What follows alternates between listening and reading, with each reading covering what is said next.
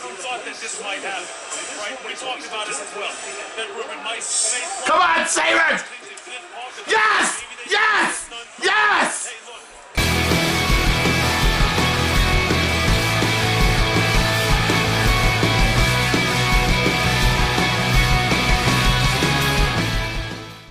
And welcome back to yet another Buffalo pregame. It's your friend Randy and Jared here to discuss the end of the Bandits season last year. What's that, producer? No. Oh, I know. It must be. All right, we're here. Sorry, from the top. Welcome back to yet another Buffalo pregame. We're here to discuss Game 4. No. Oh, this again. Damn it. Every year. I feel like we just did a pregame, or you can just leave you can leave it on, man. No, okay. Look it. If we're gonna get picked up by Netflix, we got to be willing to go topless. Oh, there you go. All right, here we go. And welcome back to another edition of Buffalo Bills pregame, 2026 draft edition. Oh man, Jared, is it finally over? Did you watch every minute of it? I did. And you I watched the whole thing. Is your butt bruised? Yeah, but not for the draft. Let's you know what? You're going to be mad at me. I didn't follow through. If I was a younger man and had more time on my hands, I was going to walk across the Rainbow Bridge and film from Canada. So bored by the draft coverage was that the Bills brass themselves fled the country. So what did you think of that move in terms of trying to draw in the Canadian fans at this time where Canadians aren't a big fan of America? Oh, well, that was the whole international. Every team did that. It wasn't just the Bills. The Bills international team is Canada, and I think like the Colts international team is like Germany. So all the teams spent money to go. Well, that's what's really funny about this. All the other teams got to spend thousands of dollars going to Europe or Asia or wherever. All we had to do was cross the bridge. So the Bills actually save a lot of money in its international expenses. The shortest of the 3 bridges in Western New York. For those who may not be familiar with the crossings around here, the Rainbow Bridge is like the shortest and easiest to get across too. Like they just literally took the path of least resistance. Pretty much. But so imagine instead of my son's background, the Niagara Falls roaring behind me as the Bills traded down. How did it feel as the anticipation built? No, that sucked. Because, it would be like, think of the draft as opening presents for your birthday, right? Like, you're going to get something, but you don't know what it is. So let's say I was like, happy birthday, Randy. Here's a present. Oh, wait, no, I'm going to take it away. You have to wait until 2 more hours to open it. And let's say I did that 6 times. That's basically what happened. So you're loving the new administration at One Bills Drive? Is that what you're saying? Same administration, man. That's what people forget. Like, it's still Brandon Beane. Yeah, Joe Brady's there to add his pointers, but I got to tell you, I didn't see any real difference in the draft between a McDermott draft and a Brady draft. Are we able to say trust the process then still? No, we can't say that anymore. That's over. That was a McDermott thing. So your frustration at the trading down cannot be attributed to, you can't wash it away with the trust in the process anymore. All right, I'm just trying to figure out. No, but there were definitely people who went to the internets and said, we got to fire Sean McDermott for this. And I was like, that's interesting. Well, that means he can reapply for unemployment, right? It depends on what state he's in. Do you think New York State's generous unemployment is a part of the attraction for NFL coaches to come here? Well, we're the only team, so I would assume so. Yeah, it might be. Anyway, so you waited till pick 35 to find TJ Parker, an edge rusher out of Clemson was our first pick. Your thoughts on Mr. Parker? All right. So, I mean, we could have taken him at 26. He was in that range. A lot of teams had, or a lot of mocks, I should say, had him going at like 27 to the 49ers or something along those lines. So once we got to day 2, I did appreciate the fact that we were able to pick up more draft capital, because if we hadn't made any trades, we would have had to wait till pick 91. So I thought we did okay there. But was I excited about TJ Parker? And am I still excited about TJ Parker? No. Basically, he just replaces AJ Epenesa, and he's a rotational edge rusher. Do we need rotational edge rushers? Absolutely. But am I excited about it? Do I think it's going to add much to the team? Not really. So, but I would love to be proven wrong. We've paid other talent to come in, like Von Miller, and they end up being on the bench. So maybe that's what we're afraid might happen with Bradley Chubb. So we'll see what happens. But yeah, there's nothing really special about this guy that really jumps out at me as anything great. All right, then on the opposite end of round two, we had another pick with Davison Igbinosun. Did I get the pronunciation close? I meant to check before the show with you. Igbinosun, I believe, is the Igbinosun. Ooh, pronunciation. they do all the consonants. Perfect. Cornerback out of Ohio State. Back-to-back defensive picks. What do you think of Davison? So Davidson, he wasn't even in my top 10 list of corners, and this is second round. He could have gone in the fourth. He could have gone in the fifth. And we traded up. This is the one time we traded up. Unlike Jordan Hancock, he actually was the starting cornerback at Ohio State, especially during like their championship run and things of that nature. And last year, Jordan Hancock played more than nickel when he was at Ohio State. So and then he's our backup nickel. So once again, we picked a player in the second round where we already have starters lined up. We already have Maxwell Hairston. We already have Christian Benford. So what do I think of the pick itself? It's very similar to the TJ Parker pick. It's going to be just almost rotational corners. I think about Darnell Savage in the playoff game against the Broncos. Remember, like I forget who went out for one play, right? Darnell Savage comes in. They immediately throw to the receiver that he was guarding. They score a touchdown. One play. And I think that's what they're trying to do here. They're trying to alleviate like scenarios where you're going to bring it where like you have like your third corner. Like let's just have corner depth on the team and we'll see what happens there. Second round pick though, you're supposed to have starters in the second round, man. And this is what bugs me about both these picks. Like if he turns out to something great, if Maxwell Hairston falters, then it was a good pick. But if it's just going to be depth, then what could we have gotten around there that may have been a potential starter? Are two defensive depth picks the reason that you say that you don't see much difference between, to start off, the reason you say you don't see much difference between this draft and previous drafts? Oh yeah, like the first, like last year, the first three picks were all depth, and we're doing the exact same thing again. All right, well, we finally hit up the offensive side of the ball in the fourth round. Pick 102, Jude Bowry, offensive lineman from Boston College. Right. So he was the tackle there. He could play left or right, which is good. This was another trade down, and in the fourth round, we had the first pick on the third day, and Brandon Beane decided to go trade down one pick. And then the Raiders picked Jermod McCoy, which was your prediction for the Bills' first round pick. So I was like, oh, like they really did not want Randy to succeed again. So now, the one thing I am looking forward, a lot of times with tackles, like they'll say it's a tackle, but in the NFL, sometimes the first couple of years they move them over a guard, even your best tackles. So what I'm hoping is that there'll be some competition here for left guard with Alec Anderson. And I'm not saying he gets to start over him or anything like that, but we definitely need more lineman depth there. So I actually do like this pick. In the fourth round, again, we have Skylar Bell, wide receiver from Uconn. Yeah, so we got another wide receiver. That's what a lot of people wanted to see. 101 receptions, 13 touchdowns. They compared him to Shakir, but it's like we already got Shakir. Like you want to have different variety in your wide receivers. So I was kind of looking for someone who was almost more like Keon Coleman, but like let's call him Keon Coleman that's actually good, right? So that's what we wanted with Denzel Boston, who the Browns ended up getting. So we'll see how he does. I mean, maybe he'll be really good and it won't even matter. So we'll see. And then the next pick, back-to-back picks, we had Kaleb Elarms. Oh boy, Alarm. Yeah. How do you pronounce it? I'm sorry. I think it's Elarms-Orr. I think that's what it is. Elarms-Orr, a linebacker out of TCU. Yep.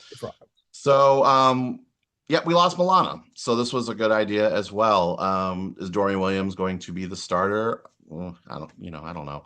It looks like right now it is. So bringing in somebody to be that, at least compete for for the job. It's 4th round versus a 3rd round pick. So Dorian Williams is probably going to be the starter regardless. But I think after Dorian Williams, like you eventually end up with Buffalo Joe, who barely made the team, but now he's like the direct backup. So it's good to get some linebacker depth there because it seems like every year in the playoffs, I think AJ Klein we had to bring back off the couch the one year in the playoffs. So I have no problem going linebacker at all for depth. So 3 picks in the 4th round. Like, I don't know, at this point in the draft, how are you feeling about the Bills' performance? Well, this is when I started to feel a little bit better because it's like, people wanted wide receiver and we did pick a wide receiver. Okay. Probably not the starter, but at least we're going with it. And then linebacker, like, okay, like we needed linebackers. So at this point, I'm starting to feel better than I was. And I mentioned before, we picked the tackle who could be a guard. So at this point, I'm starting to feel a little bit better about what we're doing. All right, then into the 5th round with the 167th pick overall, we picked up Jalen Kilgore, safety out of South Carolina. All right. So this is another one where I actually kind of like the pick because he actually was in the 5th round. This is somebody who was on my top 10 list for safeties. Now, okay, my top 10 list of quarterbacks went all the way into the 7th. So, the depth was just larger at the safety position. But it was somebody I knew about going in, and picking somebody at 167 when you know that they exist as a person is a pretty good thing. And we needed safety help. I'm sorry, like I know we signed CJ Gardner-Johnson to take over for Rapp, but I mean we had we had Poyer last year, right? Come in off the streets, so like getting safety help in there is always a good thing. So this pick I enjoyed. All right, then we had one more in the 5th with the 181st pick, Zane Durant, the defensive tackle out of Penn State. Yep. I should note that this was also another trade down.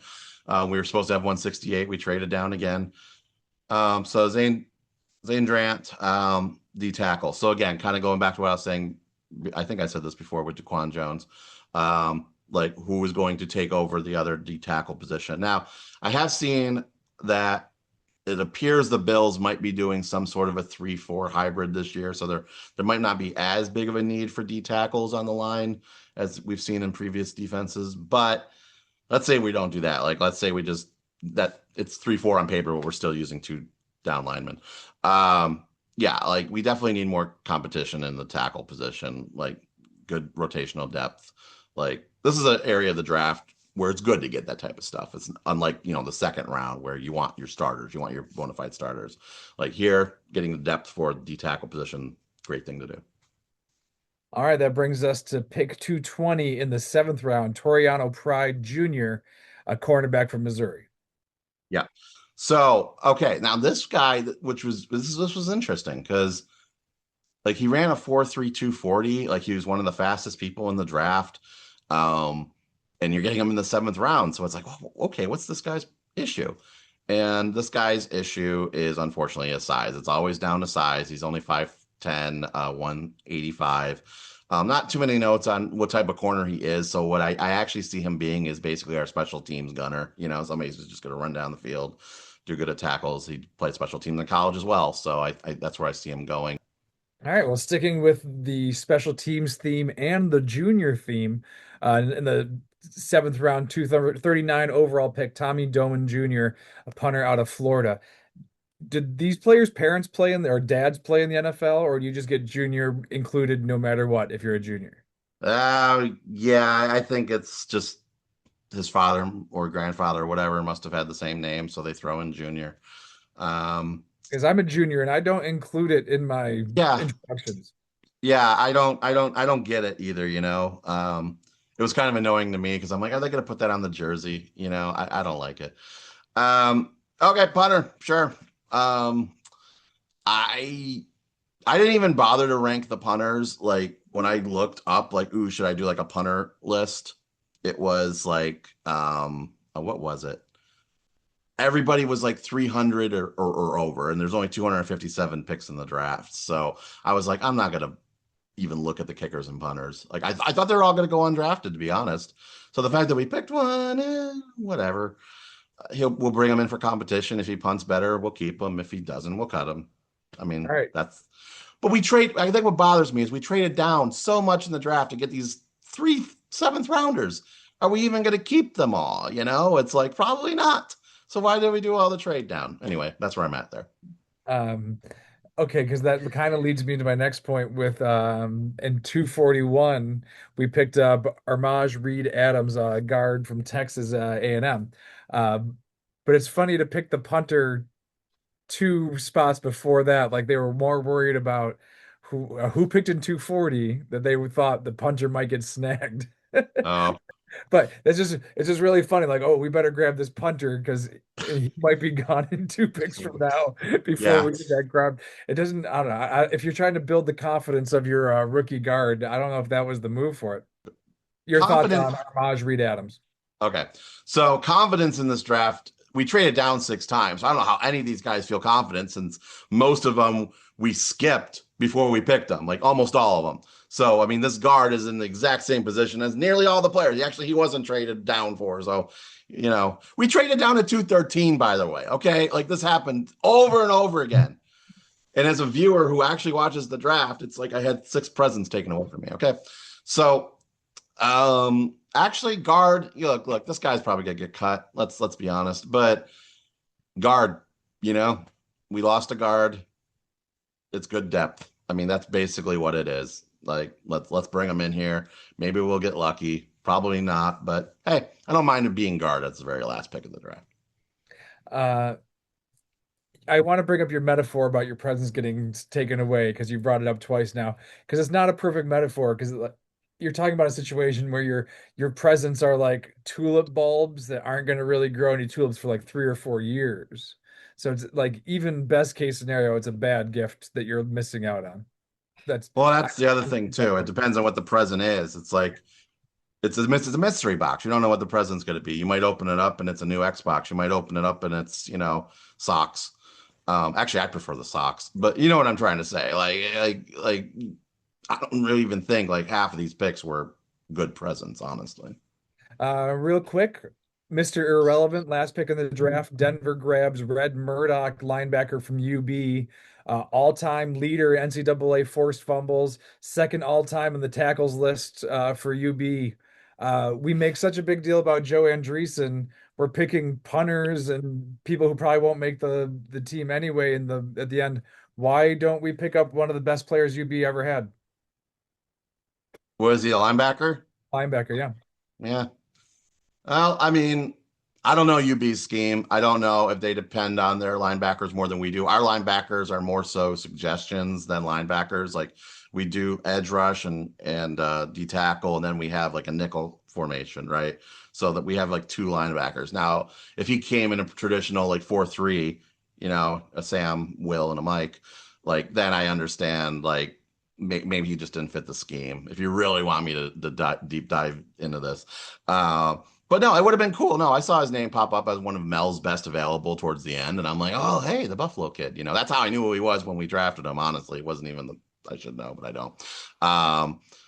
But yeah, good for Denver. We'll see how he does. Hey, you know what? It was cool to end the draft with UB footage like that because they had to roll UB tape. And I'm like, hey, that's more UB than I saw all season. So. Yay. All right. Well, and I'm going to jump ahead of you and grade this draft. The Sabres playoffs had me completely distracted. I didn't watch a single minute of it. So an A+ for all I'm concerned. Easily ignored. Jared, what do you think? Oh, goodness gracious. A+ draft. Dude, we got to go back and do like a little thing where we watch our old tapes. We need to make a series where we do that and see where our grades were. I'll do C+. Like I was at C- for a while, and then like I thought the picks got better, so I'll go C+. All right. So we both have pluses, We but average out to B. we'll see how this ends up working out for him. All right. Well, we'll be there to discuss it no matter what. I'm sure I will talk to you soon, Jared. I just checked my notes. This is all leading up to a unannounced first game for the Bills. So, oh man, thank goodness we squeezed this draft review in, everybody. But until next time, we'll talk to you soon. Thanks for watching. As always, Buffalo pregame. Be sure to like and subscribe. Very 2 good. costume changes. I liked it.